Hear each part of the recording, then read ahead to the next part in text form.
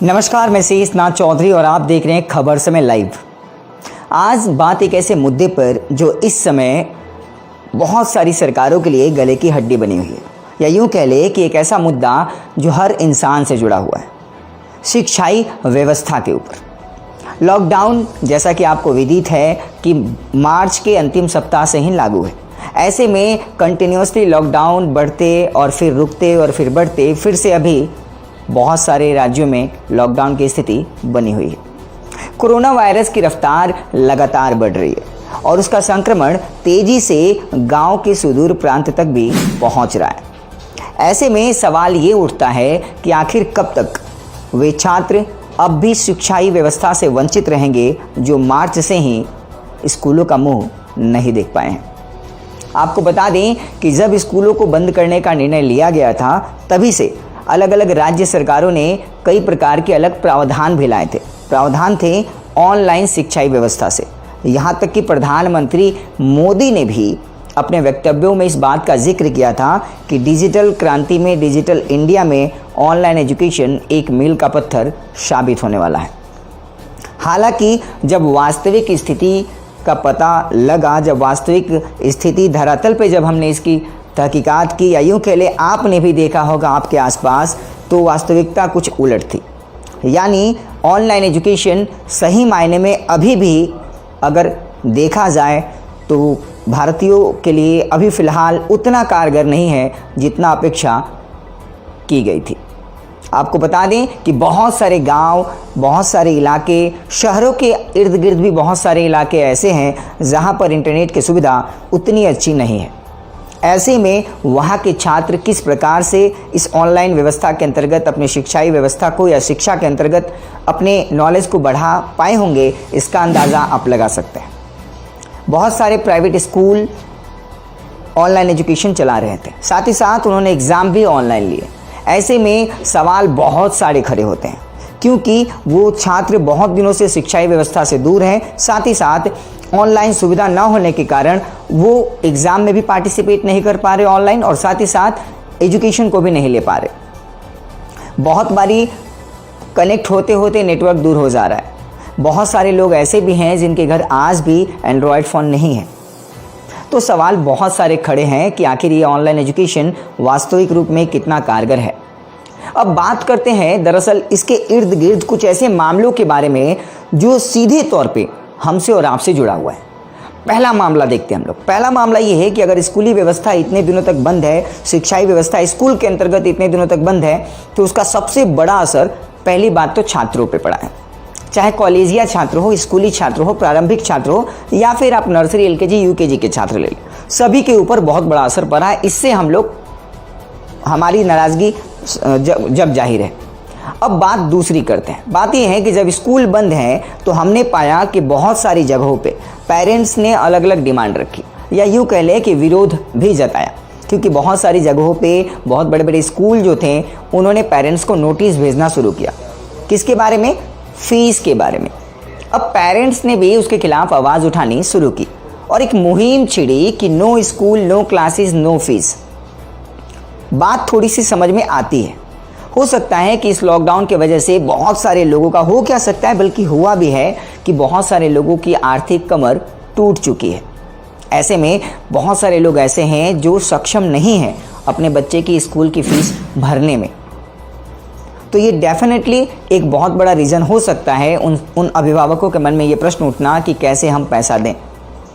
उसका ऑल्टरनेट उपाय सरकारी स्तर पे क्या हो सकता है, ये देखने वाली बात है।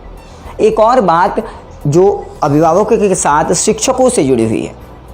अब बहुत सारे स्कूल, या ज़्यादातर स्कूल अगर कह ले आप, कहने को कुछ भी हो, बट धरातल की अवस्था यही है कि ज़्यादातर स्कूल अपने शिक्षकों का पेमेंट मार्च या अप्रैल के बाद से रोक चुके हैं। अब आप थोड़ी सी उनके पक्ष की बात समझिए। वो शिक्षक जो एक प्राइवेट स्कूल में पढ़ा करके उस वेतन के भरोसे अपने परिवार को चला रहा था, उसके बच्चे, उसकी फैमिली, उसका परिवार। अब लगातार स्कूली व्यवस्था ठप होने के कारण, चूंकि स्कूल में फ़ी नहीं आ रहा है, इस बहाने को स्कूल ऑनर या स्कूल की जो मैनेजमेंट टीम है ये मानकर चलते हुए उन शिक्षकों का वेतन भुगतान नहीं कर रही है। उसका भी परिवार है साहब, उसके भी बच्चे हैं साहब, उसकी भी अपनी दुनिया है साहब। तो उनकी व्यवस्था को भी ध्यान में रखना है।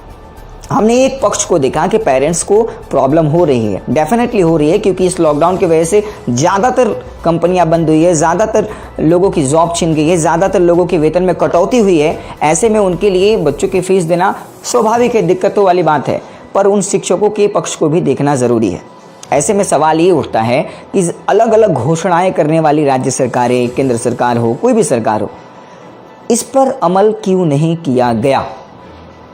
क्या कोई ऐसी व्यवस्था नहीं की जा सकती थी कि जो शिक्षक, जो रजिस्टर्ड स्कूल हैं, जो सरकारी दस्तावेजों के हिसाब से जिले के अंतर्गत रजिस्टर्ड स्कूल हैं, जिनका अपना यूडाइस कोड है, जो बाकायदा सरकारी सारी सुविधाओं को पहले प्राप्त कर रहे थे, या यूँ कह लें कि आरटीई के तहत रजिस्टर्ड स्कूल है, क्या वैसे स्कूलों के शिक्षकों के लिए इन महीनों के लिए कुछ ऐसे प्रावधान नहीं किए जा सकते थे सरकारी स्तर पे मैनेजमेंट के साथ बात कर ताकि इन शिक्षकों के परिवार को चलाने में इनको प्रॉब्लम ना होती?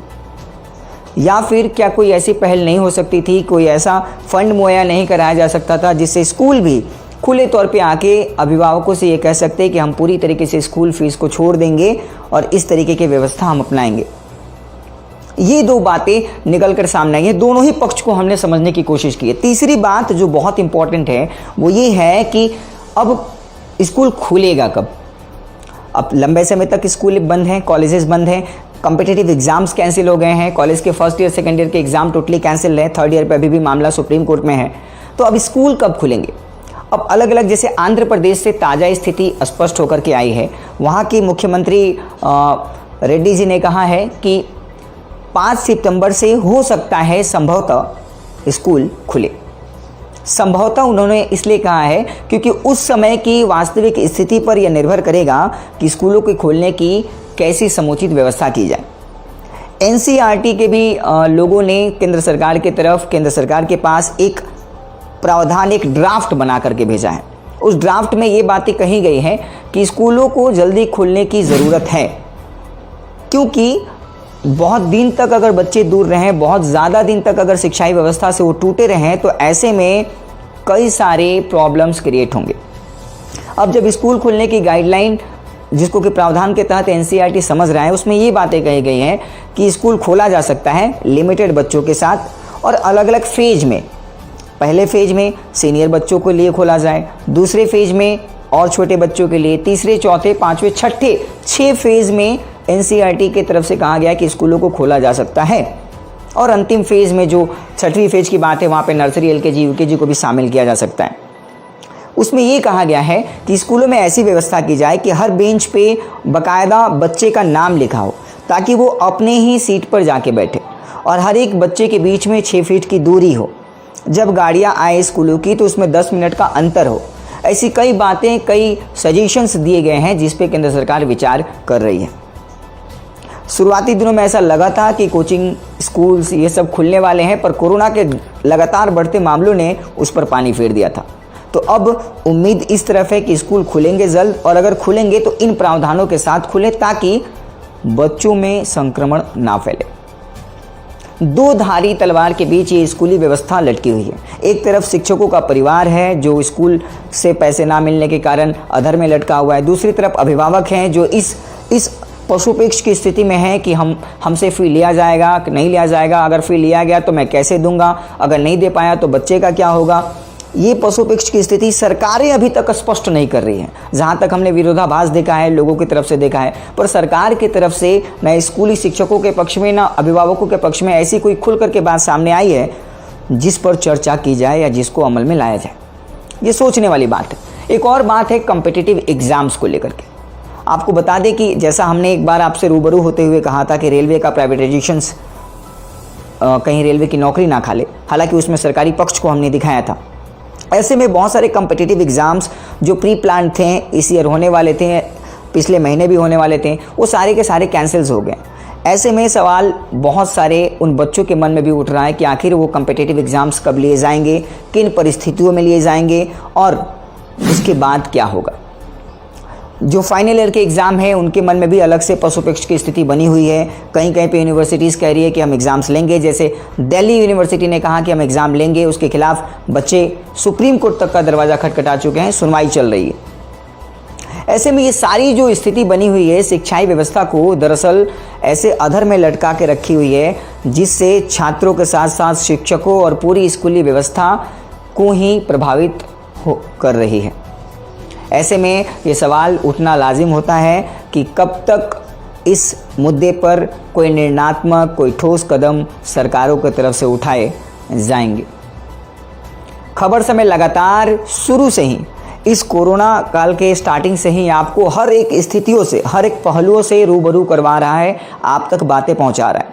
हमने मध्यम वर्गीय परिवार के मुद्दे को भी आप तक उठाया, छात्रों के भी मुद्दों को हमने कई बार आपके सामने रखा है और अलग अलग चीज़ों से, सड़क पे सो रहे लोगों से लेकर कोरोना में जो प्रॉब्लम हो रही है हॉस्पिटल में, उससे लेकर हर मुद्दे पर हमने आपके समक्ष बेबाक तरीके से बातें रखी हैं। अब ये स्कूली व्यवस्था के ऊपर आपकी क्या राय है, ज़रूर कमेंट करें। कब तक स्कूल खुलने चाहिए, कैसे खुलने चाहिए, और शिक्षकों और अभिभावकों दोनों के पक्ष को देखकर आप भी अपना कमेंट करें। लगातार ताज़ा अपडेट पाने के लिए देखते रहें खबर समय, हर समय खबर समय।